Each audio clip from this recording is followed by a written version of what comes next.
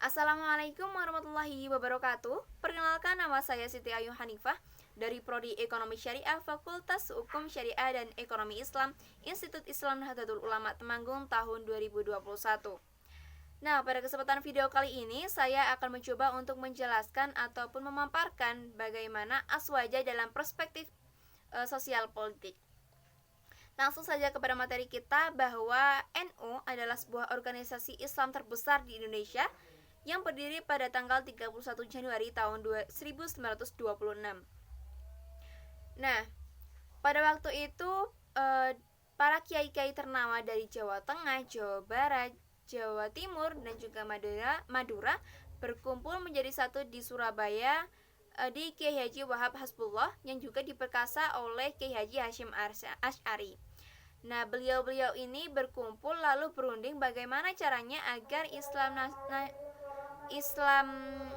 tradisional yang ada di Indonesia ini tidak punah, tidak tergeser. Lalu dibentuklah sebuah organisasi yang disebut Nahdlatul Ulama. Nahdlatul Ulama sendiri adalah perkumpulan ataupun Jami'iyah Diniyah Islamiyah Ijtimaiyah ataupun organisasi sosial keagamaan Islam untuk menciptakan kemaslahatan masyarakat, kemajuan bangsa, dan ketinggian harkat dan martabat manusia. Tujuan dari Nahdlatul Ulama sendiri adalah berlakunya ajaran Islam yang manut faham Ahlus Sunnah wal Jamaah untuk terwujudnya tatanan masyarakat yang berkeadilan demi kemaslahatan, kesejahteraan umat, dan demi keterciptanya rahmat bagi semesta. Jalan pendekatan yang dilakukan adalah al-mazhab yang dianut oleh Islam Ahlus Sunnah wal Jamaah, yakni di bidang yang pertama di bidang akidah, di mana di situ dipelopori oleh Imam Abul Hasan Al-Asy'ari dan juga Imam Abu Mansur Al-Maturidi.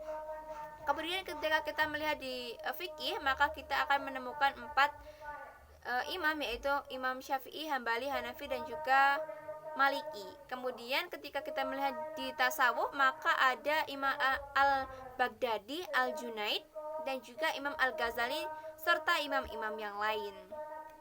Kemudian isi pokok dari Islam, ajaran Islam, yakni tentang akidah, yang kedua syariah, dan juga akhlakul karimah. Jadi ketiga ini harus terintegrasi ke dalam keseluruhan pemahaman ajaran Islam, kemasyarakatan, bernegara, dan juga berbangsa.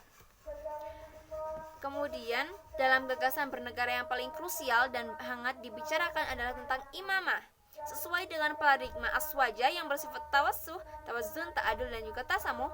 Tentu dipilih jalan tengah yang moderat.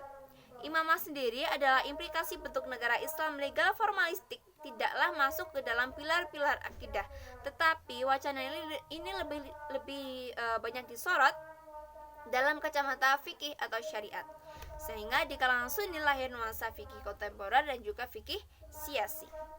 Suatu kajian jurisprudensi Islam tentang kenegaraan atau kepemerintahannya mengatur peran atau sosial kemasyarakatan.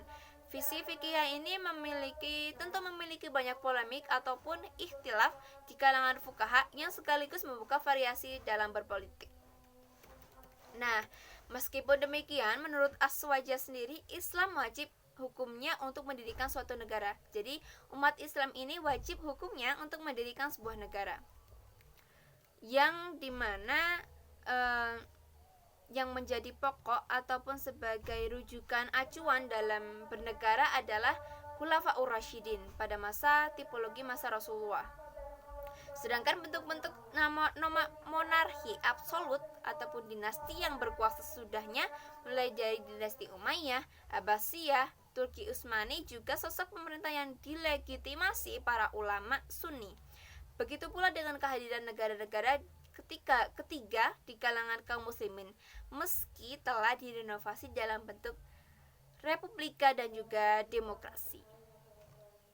Nah, kemudian dalam konteks politik, NU telah bergumul pada masalah sosial politik pemerintah dalam kenegaraan. NU menggunakan paradigma aswaja dalam berpolitik. Politik NU adalah politik kebangsaan yang bersifat tasawuf, tawazun, i'tidal, dan juga tasamuh. Tentu dipilih jalan tengah yang moderat. Jadi ada beberapa prinsip. Yang pertama dalam konteks Islam aswaja.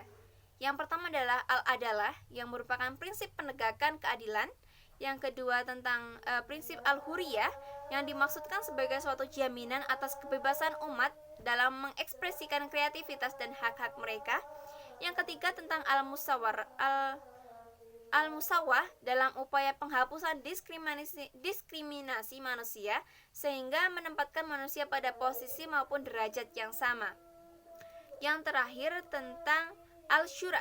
Keempat, al-syura atau musyawarah diproyeksikan sebagai manifestasi kedaulatan rakyat melalui permusyawaratan bersama berdasarkan suara hati nurani mereka sendiri.